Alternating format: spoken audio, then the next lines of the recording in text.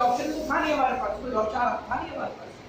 तो ऐसे में पढ़ाई करना स्टार्ट किया। 2008 में मेरी पढ़ाई समाप्त हो गई और 1 साल ट्रेनिंग, यानी 2009।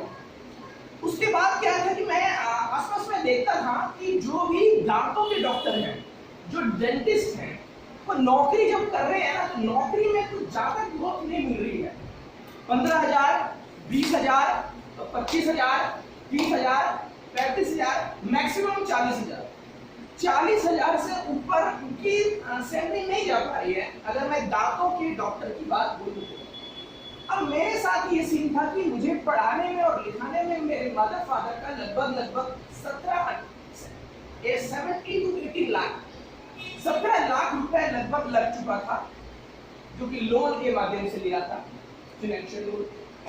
और ऐसे में जब इतना रुपया लगा करके जब मेरी पढ़ाई हुई तो मैं ये सोच नहीं सकता था कि मैं 10,000, 15,000, 20,000 रुपए की सैलरी करूंगा। तो फिर उसके बाद जॉब करूंगा। फिर उसके बाद मेरे दिमाग में आया, नहीं, अगर करना है तो अपनी क्लिनिक ही ओपन मुझे करनी पड़ेगी। तो 1 साल जॉब किया मैंने, थोड़ा अपना ट्रीटमेंट स्किल को सुधारने के लिए। और ऐसे में एम्स में मैंने जॉब किया 1 साल। एम्स आपका जो साउथ वेस्ट में है, 1 साल वहाँ पे जॉब किया और एक हॉस्पिटल में और जॉब किया। उसके बाद 2010 में मैंने अपनी क्लिनिक स्टार्ट करा। और क्लिनिक आज की डेट में अपनी क्लिनिक स्टार्ट करना भी कोई बच्चों का खेल नहीं है, क्योंकि अपनी क्लिनिक का मतलब है दिल्ली में अपना क्लिनिक खरीदना, 50 गज का भी हो अगर, तो भी आपके 60 लाख से 80 लाख रुपए लग जाते हैं। तो वो भी खर्चा हुआ। उसके बाद और जिम्मेदारी बढ़ गई। तो ऐसे में मेरा बस यही सपना था कि क्लिनिक पे पूरा फोकस करना है। 1 क्लिनिक से 2 क्लिनिक से 3 क्लिनिक से 4 क्लिनिक, बस यही करना है। मन में दूर दूर तक ये जो भी मैं आपको बताऊंगा अभी, मैं नेटवर्क मार्केटिंग, डायरेक्ट सेलिंग, दूर दूर तक ख्याल में नहीं था। जिस तरह की दूर दूर तक बीडीएस ख्याल में नहीं था, लेकिन मैं हूँ प्रोफेशन डेंटिस्ट हूँ। दूर दूर तक ख्याल में नहीं था कि डेंटिस्ट बनूंगा तो डेंटिस्ट बन गया। दूर दूर तक ये ख्याल में नहीं था कि नेटवर्क मार्केटिंग करूंगा, लेकिन कर रहा। सब ऊपर वाले की चाल है। आप इतने सारे आज यहाँ बैठे हैं, ये मत सोचिए कि आप अपनी इच्छा से आए हैं, गॉड की इच्छा से आए। सिंपल सी बात, भगवान की इच्छा से आए, अल्लाह की इच्छा से आए। क्योंकि कहते हैं कि ईश्वर वाले के बिना इस पृथ्वी पर एक भी पत्ता नहीं मिलता। तो मैं कैसे डेंटिस्ट बना और मैं कैसे एमएलएम में आया, ये मेरी इच्छा नहीं थी, ये ऊपर वाले की इच्छा। सिंपल सी बात। तो ऐसे में जो है 2 से 3 से 4 साल में मेरे माता पिता के आशीर्वाद और भगवान की कृपा से क्लिनिक अच्छी खासी चल पड़ी। और 2 लाख से 2.5 लाख से 3 लाख रुपए, मैक्सिमम 3 लाख रुपए पर मंथ में वहां से कमाने लग गया। अब क्या होता है ना कि जब शुरुआत में जब पैसे आते हैं ना, और मैं उस समय लगभग 28-29 साल का था, और जो इनएक्सपीरियंस बोल सकते हैं, अनुभव की कमी के कारण पैसे आ रहे थे, लेकिन मैं उसको खर्चा भी उतनी स्पीड से कर रहा था। बहुत सारी चीज में खर्चे हो रहे थे, उसको मैं सेविंग में कन्वर्ट नहीं कर पा रहा था ड्यू टू इनएक्सपीरियंस। तो ऐसे में जो है ये सब चीज है। 2.5 साल पहले, 3 साल पहले एक मेरे क्लिनिक में पेशेंट आए, और मुझे याद है शुक्रवार का दिन था। अब मैं सोचता हूँ शुक्रवार का दिन था तो मतलब सच में, क्योंकि मेरी जो पैदाइश है शुक्रवार के दिन हुई है, तो वो शुक्रवार का दिन था, मुझे याद है। और वो मेरे पेशेंट, उनका ट्रीटमेंट चल रहा था मेरी क्लिनिक में, और वो मुझे आके बोलते हैं कि डॉक्टर साहब, आपको मुझे कुछ समझाना है, कुछ बताना है। मैंने कहा बताइए, बताने में क्या दिक्कत है। लेकिन जब उन्होंने बताना स्टार्ट किया तो मुझे खुशबू आ गई। बातों की खुशबू आती है, आपको आई है?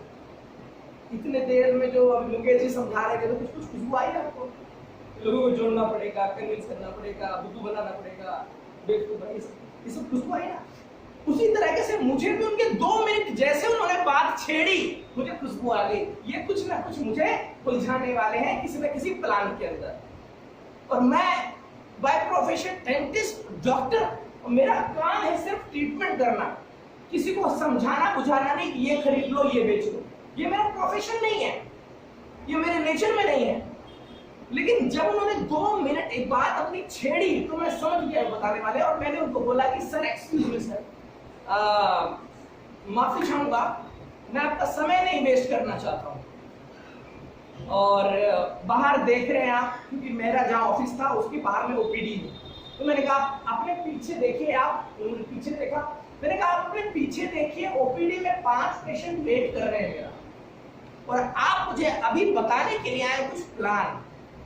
तो I am very very sorry that मैं आपका ये ज्यादा नहीं सुन पाऊंगा, फिर कभी मिलेंगे। उन्होंने बोला, बहुत फोर्स किया, सर प्लीज 15 मिनट का मुझे टाइम दे दो, मैं शॉर्ट में बता दूंगा। तो मैंने बोला चलो ठीक है सर, अभी उस समय से 11 बज रहे थे, सुबह का टाइम था। मैंने कहा अभी 11 बज रहे हैं, 11:15 तक मुझे आप बता दीजिए, 11:15 से 11:16 मैं नहीं रुक पाऊंगा, I am very very sorry in advance. मैंने कहा चलो ठीक है सर। कुछ उन्होंने यही सब किया उन्होंने काम, तो मैं तो इस चीज का वेट कर रहा था 11:15 जल्दी हूँ, ताकि मैं अपने पेशेंट को ट्रीटमेंट करूं मैं। तो 11:15 हुआ, मैंने बोला, मैंने गहरी सांस ली, मैंने बोला thank you very much sir, मिलते हैं फिर कभी। चले गए, उनको पता था मैं नहीं जुड़ने वाला, फिर चले गए। फिर वो 2-3 बार और आए मेरे पास, उन्होंने मुझे कहा कि सर ठीक है आपको नहीं जुड़ना है, मुझे पता आप नहीं जुड़ोगे आप, लेकिन सर कुछ प्रोडक्ट है हमारे, वो कोई प्रोडक्ट अपने क्लिनिक पे आप रख लो, रोगी आपके पास बहुत सारे आते हैं, पेशेंट आते हैं तरह तरह के, आप एडवाइस कर सकते हैं। चूंकि मेरी उनसे दोस्ती अच्छी हो गया था, और मैंने बार बार ना करना मेरे भी जहन में था। मैंने कहा यार एक बार तो मानना, मैं ना कर चुका हूँ, फिर ना करूंगा तो यार अच्छा नहीं लगता। मैंने कहा ठीक है, कुछ प्रोडक्ट हैं, जैसे कि कैल्शियम था उसका, उस कंपनी की बात कर रहा हूँ जिस कंपनी में पहले था, वी कंपनी है ना, तो उसमें कुछ कैल्शियम, कुछ flaxseed oil, toothpaste, mouth wash, ये 4-5 चीजें मैंने बोला मेरे क्लिनिक पर रख दीजिए आप, पेशेंट को एडवाइस करेंगे, अच्छा लगेगा अगले महीने फिर ले लेंगे, अच्छा नहीं लगेगा फिर मत बोलने के लिए आना कि प्रोडक्ट ले। मैंने कहा ठीक है ओके। तो उन्होंने रखवा दिया, अच्छी बात थी, प्रोडक्ट की क्वालिटी बड़ी अच्छी थी उस कंपनी की। तो जो है मैंने पेशेंट को दिया, अच्छा रिजल्ट आया, मैंने अपने घर में दिया, अच्छा रिजल्ट आ गया। वो फिर मैं उस कंपनी का यूजर बन गया, उस कंपनी का मैं रेगुलर यूजर बन गया। फिर उसके 2 महीने के बाद क्या हुआ, उसके 2 महीने के बाद क्या हुआ कि मुझे थोड़ा पीठ में दर्द रहता था, पीठ में थोड़ा सा दर्द रहता था। क्योंकि क्या है ना कि 7-8 साल से यदि आप कोई इलाज यदि झुक के कर रहे हो तो पीठ में दर्द तो होना लाजमी है, सही बात है कि नहीं है जी? अगर कोई काम आप झुक के कर रहे हैं 8 साल से तो दर्द तो हो ही जाएगा ना। मुझे भी होता था, लेकिन मैं दवाई वगैरह खा के मैं उसको सबसाइड कर देता था, सोचता था जब ज्यादा पेन होगा तब देखा जाएगा। तो उसके जस्ट 2 महीने बाद जब मैं उस कंपनी का यूजर बन गया था, तो 2 महीने बाद क्या हुआ, बड़ा तेज पेन उठा, और इतना तेज पेन उठा कि क्लिनिक का फर्श था उस फिसल में मैं गिर गया और मुझसे उठ नहीं पा रहा था। हल्का सा भी मूव करा था तो पता नहीं ऐसा लग रहा था जैसे 440 बिजली का झटका लग गया हो। किसी तरह मुझे 2-3 लोगों ने उठाया, गाड़ी तक लेके गए, और किसी तरह मैं घर पे आया, डॉक्टर को दिखाया। अगले दिन डॉक्टर ने बोला अब आपको 1 महीना आराम करना है। कितने दिन? 1 महीना। कितने दिन? 1 महीना आराम करना है। अब लोग नाश्ता करके आए आज, कि आप आज सबका फास्ट है, आदमी खा नहीं। अब कितने बैठे हैं? 1 2 3 4 5 6 7 8 9 10 24 लोग हैं, ठीक है। एक बार देख लेते हैं कि आपकी एनर्जी ज्यादा है अकेले मेरी, या 24 लोगों की एनर्जी बहुत ज्यादा है। जैसे अभी मुकेश जी ने बोला कि हम गुड मॉर्निंग हमेशा बोलते रहते हैं, चाहे दोपहर में हो, चाहे रात में हो, चाहे सुबह हो, क्योंकि गुड मॉर्निंग का मतलब क्या होता है, जब जागो तब सवेरा। तो देखना चाहता हूं मैं अकेला इंसान, मेरे साथ कोई नहीं बोलेगा, मैं अकेला बोलूंगा, और फिर मैं देखूंगा जब आप इकट्ठे बोलते हैं तो मेरी एनर्जी आप 24 लोगों से ज्यादा है या आप 24 लोगों की एनर्जी मुझसे कहीं बोला जाता है। होना तो यही चाहिए कि मैं अकेला बोलूं और आप 24 लोग मेरे से 24 गुना एनर्जी हो, है ना। चलिए, गुड मॉर्निंग। Good morning. ये तो मेरे बराबर हुई, ये तो क्या हुई, मेरे बराबर हुई। ये तो इसमें इसका मतलब ये है कि या तो आप ब्रेकफास्ट करके नहीं आए या तो आप एनर्जी डालना नहीं चाहते। एक बार और करते हैं, आगे सेशन को लंबा नहीं करना चाहता मैं। Good morning. Good morning. तो मैं कहाँ पे था, मुझे थोड़ा याद दिलाइए जी। हाँ, तो एक महीना जो है मैंने आराम किया, और वो जो एक महीना आराम किया उस महीने मैंने आपको स्टार्टिंग में बोला था ना, मैंने आपको स्टार्टिंग में ये बोला था, मैंने आपको स्टार्टिंग में क्या बोला था, मैंने आपको स्टार्टिंग में ये बोला था कि पैसे तो आ रहे थे 2 लाख 2.5 लाख, लेकिन थोड़ा इनएक्सपीरियंस की वजह से, एक्सपीरियंस की कमी की वजह से खर्चा, पैसा आ रहा था खर्चा कर रहा था। तो वैसे में एक महीना जब मैंने रेस्ट किया तो उस महीने क्लिनिक से आमदनी हो गई 0। ओके नहीं, 0 हो गया। तो ऐसे में मुझे आपको बताते हुए बिल्कुल शर्म नहीं होती है, क्योंकि जो सच है वो सच है। मैं आपको बताना चाहूंगा, उस महीने मुझे अपने बच्चे की स्कूल की फीस तक देने में बड़ी परेशानी हुई। ऐसे में फिर मैंने अपना चेहरा शीशे के आगे देखा एक बार, और मैंने अपने आप से पूछा कि अब मैं जो डॉक्टर बने फिरता हूं समाज में, जो लोग मुझे सम्मान की निगाह से देखते हैं, क्या मैं इस सम्मान के हकदार हूं ना?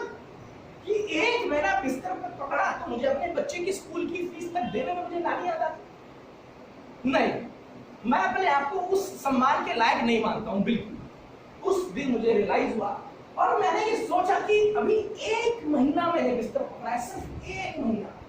उस दौरान ये हालत हो गया है। भगवान न करे, गॉड न करे कि मुझे 2 महीना, 3 महीना, 4 महीना अगर इसी तरह से बिस्तर पकड़ना पड़ जाए, तो उस दौरान मेरे परिवार का रख रखाव कौन करेगा? रिश्तेदार को छोड़ो, रिश्तेदार को तो 1000 रुपया मांगते हैं तो असलियत पता चल जाती है कि हमारे सच में रिलेटिव है कि नहीं। तो पड़ोसी की बात तो और भी छोड़ दो। तो मेरे परिवार के रख रखाव कौन करेगा यदि मैं 2 से 3 से 4 से 5 महीना भी यदि मैं बिस्तर पकड़ लूं? तो ऐसे में मैंने सोचा कि मुझे कुछ करना है। हम सभी लोग, किन के पास 4 व्हीलर है? हम में से किसी के पास 4 व्हीलर है? विवेकानंद जी के पास है, आपके पास है। 2 व्हीलर तो होगा मोस्टली सबके पास। आप लोग एक शब्द को जानते होंगे जिसको बोलते हैं स्टेपनी। स्टेपनी यानी एक्स्ट्रा टायर। आप जा रहे हैं रास्ते में और स्टेपनी क्यों रखते हैं आप? क्योंकि अगर भगवान न करे, गॉड न करे, वो एक टायर आपका खराब हो जाए तो वो स्टेपनी से आप वो चेंज कर सकते हैं और आप फिर स्मूथ राइड ले सकते हैं। लेकिन आपकी अपनी जो जिंदगी है, जिसका कोई मोल नहीं है, उसका आपने डिपेंडेंट सिर्फ एक प्राइमरी सोर्स ऑफ इनकम पे रखा हुआ है। कोई एक्स्ट्रा सोर्स ऑफ इनकम का स्टेपनी नहीं है आपके पास। गाड़ी का है, मोटरसाइकिल का है, जो कि खराब होगी दूसरा आ सकता है, लेकिन जिंदगी बहुमूल्य है। एक बार अगर चला गया तो दोबारा पता नहीं आता है, नहीं आता। ये तो हमने नहीं देखा, हमने किताबों में पढ़ा, रियल में तो नहीं देखा। तो सिंपल सी बात है, तो स्टेपनी नहीं हमारे लाइफ में। फिर मैं सोचा कि नहीं, मुझे स्टेपनी चाहिए। भगवान की कृपा से क्लिनिक अच्छी खासी चल रही है, जो भी आ रहा है पैसा वो आ रहा है, लेकिन अब मुझे कुछ एक्स्ट्रा सोर्स ऑफ इनकम के बारे में सोचना चाहिए। तो बहुत सारे ऑप्शन तलाशे मैंने। प्रॉपर्टी का ऑप्शन भी कुछ समय पहले बड़ा अच्छा ऑप्शन था, आज तो उसका भी मामला बहुत ज्यादा खराब है, तो वो भी मैंने ट्राई किया। इन्वेस्टमेंट का काम है थोड़ा सा, इसलिए रिस्की फैक्टर है वो, फिर भी मैंने ट्राई किया। शेयर मार्केट सुना है आपने? स्टॉक मार्केट कभी ऊंचा कभी नीचा, वो सब जाता रहता है, उसमें भी थोड़ा बहुत ट्राई किया, और उसमें भी मुझे कुछ वैसा रिजल्ट नहीं दिखा। कुछ इन्वेस्टमेंट प्लान मार्केट में चल रहे थे कि 20,000 रुपए लगाओ, साल के एंड तक 1 लाख रुपए ले जाओ। पता नहीं कैसे, कौन कहां से पैसा आएगा, लेकिन फिर भी कंपनी क्लेम करती हुई। तो ऐसे ऐसे मैंने 1-2 कंपनी में प्लान में मैंने लगाया, बट उसमें भी मुझे रिस्क फैक्टर लगा और कई सारी कंपनी फ्रॉड होती है। तो ऐसे में मैंने हाथ छोड़ लिया इन सब चीज से कि मुझे एक ऐसा ऑप्शन तलाशना है जिसमें मेरा पैसा ना लगे, जिसमें मेरा पैसा ना लगे। क्योंकि जिसमें पैसा लगता है उसमें एक चीज ऑटोमेटिकली आ जाती है, दैट इज कॉल्ड रिस्क। जिसको आप पैसा देते हैं साथ में आप रिस्क भी ले लेते हैं, ठीक है? जिसको आप पैसा देते हैं और साथ में रिस्क भी ले लेते हैं, रिस्क फ्री में मिलता है जहाँ पे आप पैसा इन्वॉल्वमेंट कर रहे हैं। तो मैं ऐसा चीज नहीं चाहता था कि जिसमें मैं पैसा लगाऊं, बिना पैसे लगाए यदि जिसमें मुझे रिटर्न मिले, ऐसा कौन सा ऑप्शन है? बहुत सारे ऑप्शन तरह से मैंने, तो एक नाम बार बार मेरे जहन में आ रहा था, लेकिन मैं उसकी तरफ आंख बंद करके और कान बंद करके बैठा हुआ था। वो चीज क्या थी?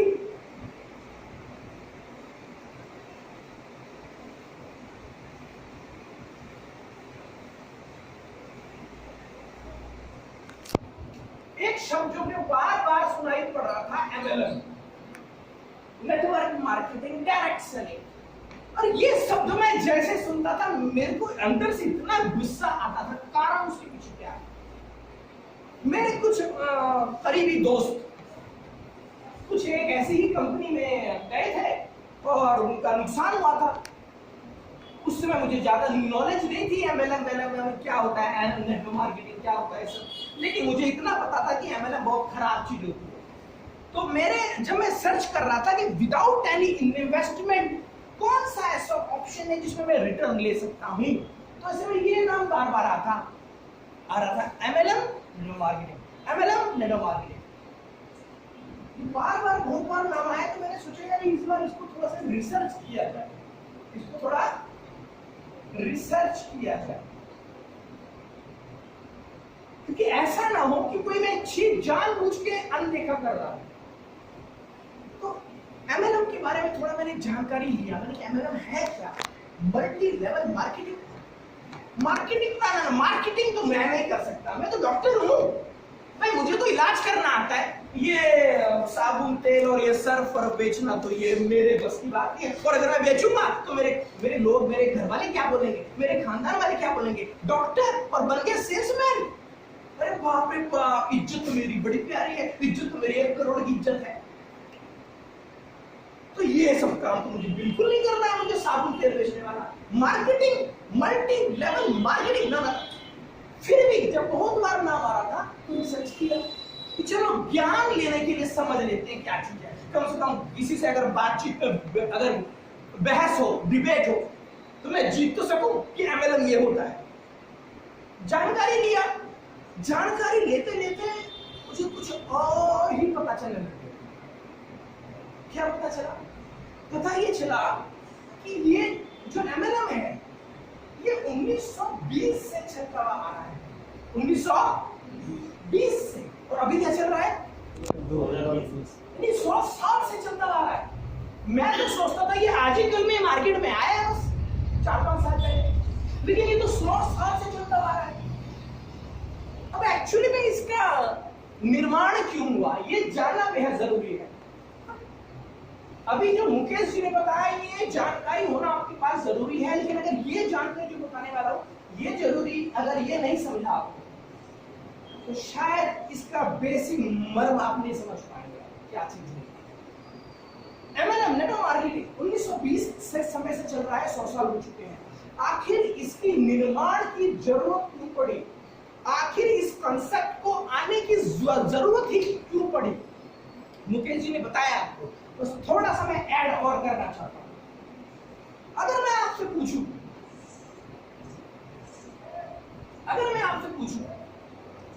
कि हम सभी लोग काम करते हैं पैसा कमाने के लिए, हम सभी लोग काम करते हैं पैसा कमाने के लिए, क्या हम काम करते हैं चैरिटी के लिए, क्या हम सेवा के लिए काम करते हैं? क्या कुछ लोग करते होंगे, मैक्सिमम लोग नहीं। भाई मैं तो पैसे के लिए काम करता हूं, सिंपल सी बात है, बताते हुए कोई शर्म नहीं है, ठीक है ना। मैं तो पैसे के लिए काम करता हूं, आप में से मैक्सिमम लोग पैसे के लिए काम करते हैं। तो काम करते हैं पैसा के लिए, और जो पैसा हम कमाते हैं उस पैसे का करते क्या है? पैसे का हम क्या करते हैं? खर्चा कर देते हैं। पैसे का खर्चा कर देते हैं। अब अगर सुबह से लेकर शाम तक अगर हम लिस्ट बनाए तो क्या हम सभी चीज का लिस्ट बना सकते हैं क्या, जिसका खर्चा कर रहे हैं? बहुत छोटी से छोटी, बड़ी से बड़ी चीजें हैं जिसका हम खर्चा कर देते हैं। लेकिन अगर मैं आपसे बोलूं ये जितनी सारी चीजें अभी देख रहे हैं, जैसे चाय हो गया, साबुन हो गया, पेस्ट हो गया, क्रीम हो गया, कपड़े धोने वाला ये हो गया, और कुछ है सप्लीमेंट हो गया, जो हमारे रोजमर्रा में इस्तेमाल की जाने वाली चीजें हैं, उस पे मोटा मोटी एक महीने में कितना रुपया खर्च करते होंगे? है कुछ आइडिया? 2 से 5 खर्चा आप ही करते हैं, मैं नहीं करता। अंकल जी कुछ आइडिया है? नहीं आइडिया है? मैं जब जब आपसे सवाल पूछूंगा, जब जब आपकी आंखें बंद होंगी, याद रखिए, ठीक है? एक महीने में कितने रुपए खर्च करते हैं हम इन सब चीजों पे? चाय पे, साबुन पे, पेस्ट पे? 2-2,500। 2500 रुपए मान के चलते हैं हम, एक महीने में इन सब चीज पे खर्चा करते हैं, कर देते हैं, राइट?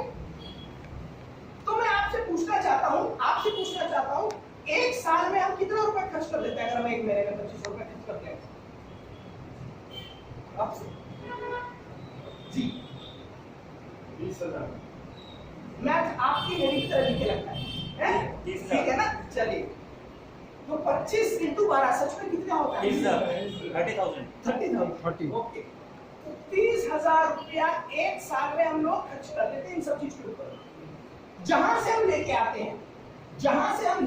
हैं, जिस दुकानदार से हम लेके आते हैं, वो भी हमसे कम से कम 5-10% तो कमाता ही होगा, तभी वो दुकान खोल के बैठा हुआ है, राइट? तो ये हम है, ठीक है, ये हम है, और हम ये दुकानदार से सामान लाते हैं और दुकानदार हमसे 5-10% कमाता है, सही बात है, और उसी पैसे से वो अपना गाड़ी, घोड़ा, बंगला खरीद रहा है। आपने गौर किया होगा कि 10 साल पहले जिस दुकानदार से आप सामान खरीदते थे, उसकी दुकान छोटी थी, धीरे धीरे बड़ी हो गई, और धीरे धीरे उसके पास मोटरसाइकिल से गाड़ी भी आ गई, किसके पैसे से? हमारे पैसे से। और अपने आप को गौर करिए, हमारे पास जो गाड़ी थी वो मोटरसाइकिल में कन्वर्ट हो चुकी है, और मोटरसाइकिल को चलाने लायक भी पैसा नहीं। तो हम जो कस्टमर हैं, जो कष्टों से जो मर रहे हैं, वो दिन प्रतिदिन कस्टमर कंगाल होता जा रहा है, और जो दुकानदार हैं, जो हमसे कमाते हैं 5%, 10%, वो आए दिन मालामाल होते जा रहे हैं। एक बात और पूछना चाहता हूँ, ये दुकानदार अपने घर में सामान बनाते हैं या ये भी कहीं से लाते होंगे? लाते हैं। सिंपल सी बात है, ये होलसेलर, ये डिस्ट्रीब्यूटर, ये C&F एजेंट और ये फैक्ट्री, सिंपल सी बात है, जो भी मुकेश जी ने बताया। इसी कारण से 40 रुपए का सामान हमको 100 रुपए में मिलता है, और 60% बीच मार्केट में चला जाता है, ठीक है? एक छुपा हुआ खर्चा और भी है, वो आपको मुकेश जी ने बताया था, एडवर्टीजमेंट। मार्केट में कुछ भी नया सामान आता है, कुछ भी नया सामान, जानकारी हमको एडवर्टीजमेंट के माध्यम से मिलती है। जैसे मुकेश जी ने बताया कि मेरे खूबसूरती और गोरेपन का राज क्या है जी, मैंने तो नहीं बताया, आपको कैसे बताया? सर ने बताया। और अगर आदमी लोग हैं हमको अगर सांवले से गोरा होना है, तो कौन सी क्रीम यूज करनी है? Fair and handsome. इशारा खान साहब बोलते हैं। एक चीज बताऊं, थोड़ी वैज्ञानिक बात, हंसी वाली बात तो ठीक है, लेकिन कुछ वैज्ञानिक बात बता देते हैं। देखिए, सिंपल सी बात है, जब ये सब प्रचार हमारे टीवी में आता है पहली बार, जब ये प्रचार हमारे टीवी में पहली बार आता है, फर्स्ट टाइम, तो हमारा दिमाग बोलता है पागल है, बेवकूफ बना रहा है, अंदर से आवाज आती है, ये मुझे बेवकूफ बनाने के लिए है, तब हम चैनल चेंज कर देते हैं। जब हमारे मस्तिष्क का 2 पार्ट होता है, आप सबको पता है, एक कॉन्शियस पार्ट और एक सबकॉन्शियस। हम जागृत अवस्था में जो चीज नॉलेज लेते हैं वो कॉन्शियस पार्ट में लेते हैं, और फिर अगर ज्यादा हम नॉलेज ले रहे हैं कॉन्शियस पार्ट में, जिस चीज में ज्यादा नॉलेज हमारे इसमें आ रही है, तो वो लीक करके कॉन्शियस पार्ट में चली जाती है, और जो चीज आपके कॉन्शियस पार्ट में चला जाता है अवचेतन मन में, वो आपकी जिंदगी को कंट्रोल करता है। सम्मोहन सुना आपने? सम्मोहन जानते क्या होता है? सम्मोहन, हिप्नोटिज्म जानते हैं? सम्मोहन क्या होता है?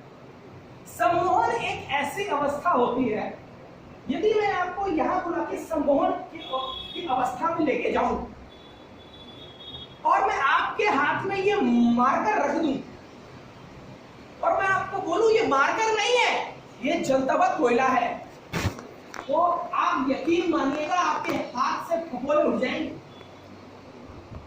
ये कैसे हुआ? साइंस इस चीज को मान चुकी है। अगर सम्मोहन की अवस्था में मैं अगर आपको यहां पे लेके आऊं और सम्मोहन कर दूं आपको, सम्मोहन इधर वैज्ञानिक चीज है, साइंटिफिक चीज, उसमें आपके सबकॉन्शियस पार्ट को उठाया जाता है और कॉन्शियस पार्ट को सुलाया जाता है, और उस अवस्था में ले जाके अगर मैं ये मार्कर रख दूं और बोलूं ये मार्कर नहीं है, ये जलता हुआ कोयला है, आपके हाथ से फफोले उठ जाएंगे, जैसे कि जलते हुए कोयले के छूने से आपको होते। क्या हुआ? सबकॉन्शियस पार्ट में मैसेज जा रहा है और वही बॉडी कंट्रोल कर रहा है। रात को हम सपना देखते हैं, कॉन्शियस पार्ट सो जाता है, सबकॉन्शियस पार्ट उठ जाता है। सपने में हम अगर दौड़ रहे होते हैं, हमारी सांसें खुल जाती हैं। सपने में अगर आप दौड़ रहे होते हैं तो आपको अगर उस समय कोई अगर उठा दे, आपकी सांसें तेज हो जाएंगी। क्यों? वो सबकॉन्शियस पार्ट आपका बॉडी को कंट्रोल कर रहा है। आइए उसी पॉइंट पे आते हैं।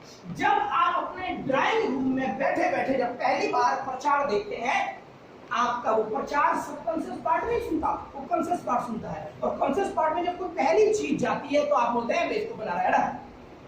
लेकिन जब वो प्रचार फिर सुनते हैं आप अगले दिन, फिर सुनते हैं अगले दिन, फिर सुनते हैं अगले दिन, 100 बार सुन लेते हैं, तो कोई भी चीज जब बार बार रिपीटिशन कॉन्शियस में जाएगा तो लीक हो जाता है यहां से यहां पे। अब आप कंट्रोल पे आ गए। अब आप मार्केट में जाएंगे साबुन के लिए, फॉर एग्जाम्पल दुकान पे गए, जो आपको साबुन लेना था पहले से वही लेने के लिए गए, लेकिन बाजू में लक्स पड़ा हुआ है और लक्स का प्रचार आपके कॉन्शियस पार्ट में 100 बार देख लिया है। अब पता नहीं आपके मन में क्या ख्याल आएगा, बोले यार मेरे को मत दो सर, आज यही दे दो। घर आके फिर आप सोचोगे यार मैं वो लेने गया था, मैं ये लेके क्यों आ गया? Due to your subconscious part. Company को इस वैज्ञानिक चीज के बारे में पता है और उसी से वो खेलती है आपसे, उसी से वो आपसे खेलती है। आप क्या समझते हैं? टीवी में आप देखते हैं समाचार के लिए, टीवी देखते हैं मैच के लिए, टीवी देखते हैं आपके फिल्म के लिए? जी नहीं, ये गलतफहमी आपकी बहुत बड़ी गलतफहमी है, मुझे भी थी। टीवी देखते हैं आप कंपनी के फायदे के लिए, चाहे समाचार हो, चाहे पिक्चर आ रही हो, चाहे मैच आ रहा हो, अगर प्रचार नहीं आएगा चैनल बंद हो जाएगा। और प्रचार आप देख रहे हैं कि किसका फायदा कर रहे हैं? कंपनी का, क्योंकि वो प्रचार आपके दिमाग में बम्बार्डमेंट हो रहा है 100 बार और आपके सबकॉन्शियस पार्ट में चला जाएगा। अब वो सामान लेके आ जाओगे। कंपनी यही तो चाहती है, और क्या चाहती है? कंपनी को पता है यदि 100 कस्टमर एक प्रोडक्ट ले ले उसका एक, तो 10% कस्टमर उसके परमानेंट कस्टमर में तब्दील हो जाते हैं। तो ये वैज्ञानिक चीजों को समझना पड़ेगा। तो फ्रेंड, ये प्रचार है, ये प्रचार का भी पैसा हम ही पे कर रहे हैं, आपको पता है। ऐसे में 1920 में कुछ जेंटलमैन लोग सामने आए जिनको मैं भी सल्यूट करता हूं, सम्मान की नजर से हम देखते हैं उनको। उन्होंने बोला यार ये जो चीज है कंसेप्ट, इसमें सबसे इंपॉर्टेंट कौन है? सबसे इंपॉर्टेंट है कस्टमर।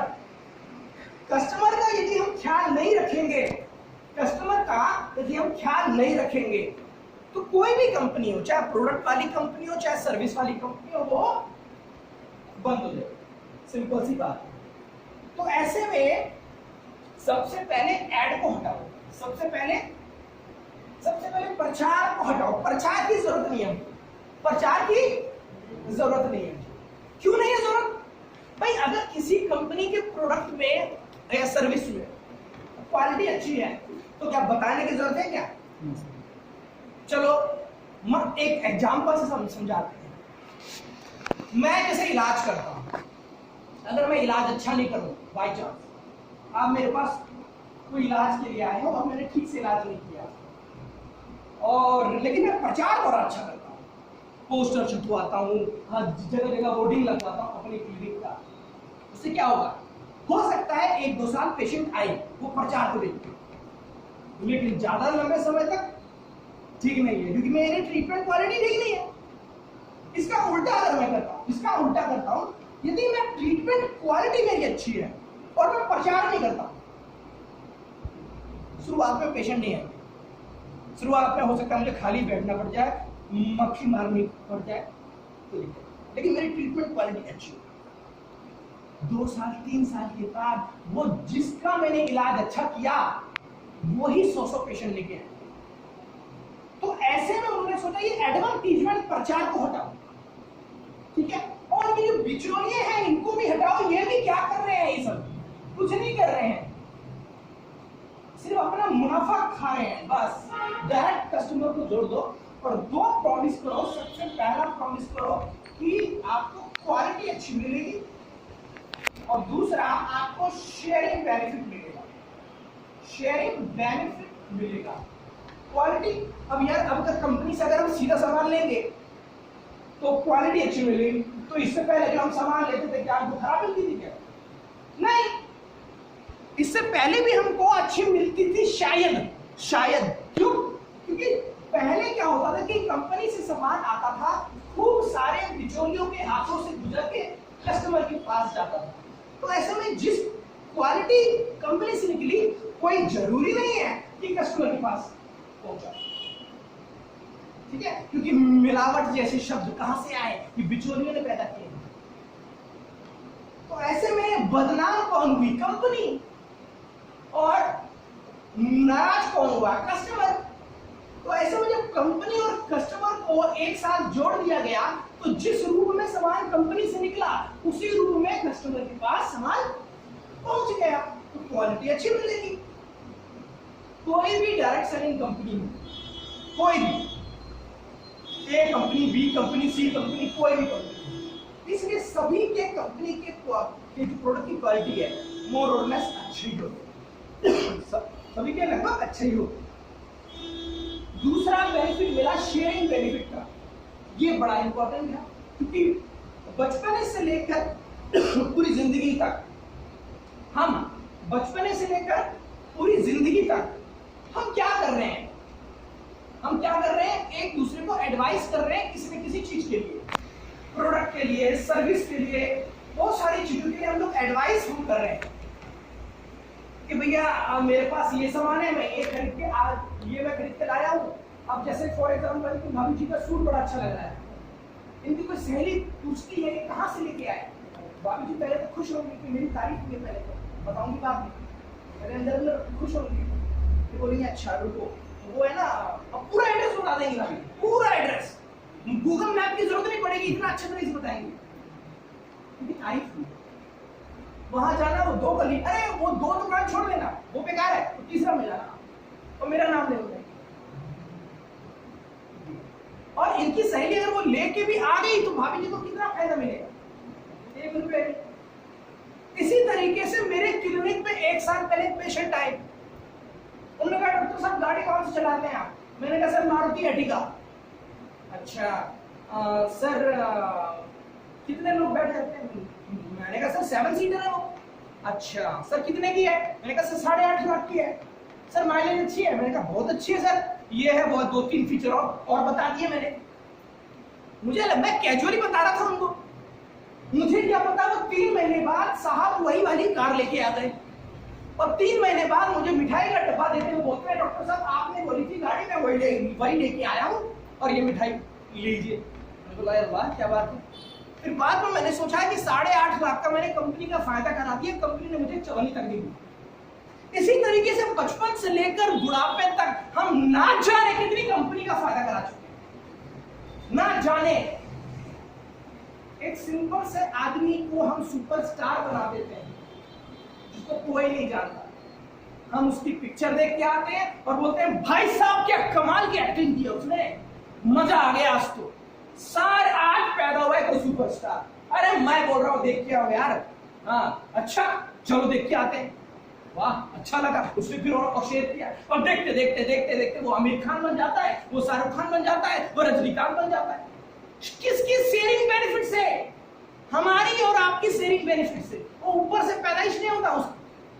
हम और आप ही बनाने वाले हैं उसको सुपरस्टार, और हम और आप ही बनाने वाले उसको बेहतरीन कंपनी। तो फ्रेंड, हमारे अंदर जो शेयरिंग बेनिफिट है, वो शेयरिंग बेनिफिट को हमको समझना पड़ेगा, क्योंकि अब से पहले हम जो एडवाइस दे रहे थे ना किसी को फ्री में, लेकिन आपकी एडवाइस का मोल है, और मैं कहूंगा अनमोल है। भाई, एक डॉक्टर के पास आप जाते हैं, एडवाइस करने का वो आपसे 500 से 2000 रुपए ले लेता है एडवाइस करने का, और आप दुनिया भर को अपनी एडवाइस फ्री में बांटते जा रहे हैं कि ये सामान खरीद लो, ये सर्विस ले लो। तो कंपनी ने बोला कि अब आपको यदि हमारा सामान अच्छा लगता है, दूसरों को बताओ, आप बिंदास 100 आदमी को बताओगे, अगर 10 आदमी भी खरीदते हैं उसका कमीशन लो आप फ्री में। हाँ, अगर बाबा रामदेव का, पतंजलि का, अगर मैं कोई प्रोडक्ट अगर मैं किसी को 100 लोगों को बताऊं तो मुझे चवन्नी नहीं मिलेगी मुझे। तो जहां से मुझे चवन्नी नहीं मिल रही है, तो जहां से मेरी लाइफ चेंज हो सकती है, मैं किसको चूज करूंगा? हाँ जी, सिंपल सी बात है। किसी बच्चे को भी बात बताएगी तो यही कंपनी ने बताया कि क्वालिटी अच्छी मिलेगी और सेम बेनिफिट मिलेगा।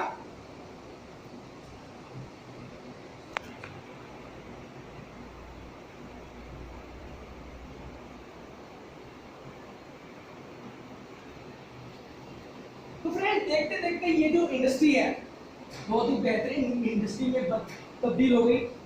आज के दौर में एक ये ऐसा प्लेटफॉर्म है इसमें ना जाने कितने रईस पैदा हो चुके हैं, ना जाने कितने। तो ऐसे में जितने भी महान हस्तियां हैं, चाहे अभी सर ने बोला बिल गेट्स से पूछा गया यदि आपका जो बिजनेस है वो चौपट हो जाए, खत्म हो जाए, तो कौन सा बिजनेस करना चाहेंगे अभी आप आज के डेट में? उसने सिंपल बोला कि आज के डेट में कोई बिजनेस स्टार्ट करना हो तो मैं बिना कोई सोचे समझे नेटवर्क मार्केटिंग अमेजन का सहारा लेता हूं। डोनाल्ड ट्रंप, उनको पता है अमेरिका के राष्ट्रपति है, लेकिन राष्ट्रपति बनने से पहले कौन थे? वो नेटवर्कर थे, अपनी खुद की कंपनी अभी भी चल रही है उनको। यहां तक कि हमारे पीएम साहब ने बोल चुके हैं कि अगर ये डायरेक्ट सेलिंग इंडिया में नहीं होती ना, अभी जितने बेरोजगार दिख रहे हैं उसकी संख्या कहीं ज्यादा होती। और इसी कारण से बहुत ही बेहतरीन काम किया गया 2016 में। 2016 में बहुत ही बेहतरीन काम किया गया। और फ्रेंड, मैं इसकी इंपॉर्टेंस बताना चाहूंगा मैं आपको। कंपनी क्या है, प्लान क्या है, मतलब नहीं है, लेकिन इसकी इंपॉर्टेंस क्या है, ये आप समझ गए ना? बहुत समझ गए। 2016 में 2 इंपॉर्टेंट काम हुए गवर्नमेंट के द्वारा, जो इससे पहले कभी नहीं हुए थे। 2016 में सबसे पहले तो इसको लीगलाइज किया गया, क्योंकि अब इससे पहले भारत में जो नेटवर्क मार्केटिंग चल रही थी ना, इलीगल रूप से चल रही थी, कोई नियम कानून नहीं था। तो 2016 में पहली बार इसके लिए कानून बना, नियम आया, रूल आया। और 2017 के आसपास गवर्नमेंट ने इसकी पढ़ाई, एजुकेशन स्टार्ट करा दिया नेटवर्क मार्केटिंग का यूनिवर्सिटीज में। अभी वो दिन दूर नहीं है, तो ज्यादा नहीं, मैं कहूंगा 2-3 साल के बाद जब आपको किसी एमएलएम कंपनी में जुड़ने के लिए, नेटवर्क मार्केटिंग कंपनी में जुड़ने के लिए अपनी डिग्री दिखानी पड़ेगी। डिग्री कंपनी पूछेगी आपके पास डिग्री है तो वेट करो। बहुत सारे लोग के पास डिग्री है, वेट करना पड़ेगा, इंटरव्यू देना पड़ेगा,